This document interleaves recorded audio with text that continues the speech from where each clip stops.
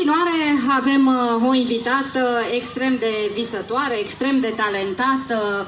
Vrea să ajungă o cunoscută interpretă de muzică populară și să le calce pe urme idolilor Mariei Lătărețu, Stelianei Sima și Georgianei Ion. Are foarte multe premii câștigate la festivalurile și concursurile populare și spune ea din tot sufletul că nu există mai mare bucurie decât aceea de a cânta. Muzica este sufletul ei.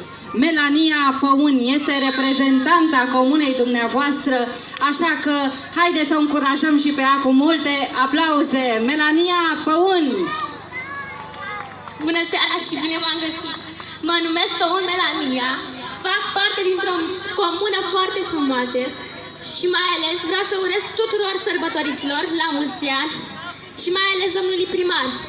Și mulțumesc pentru invitație!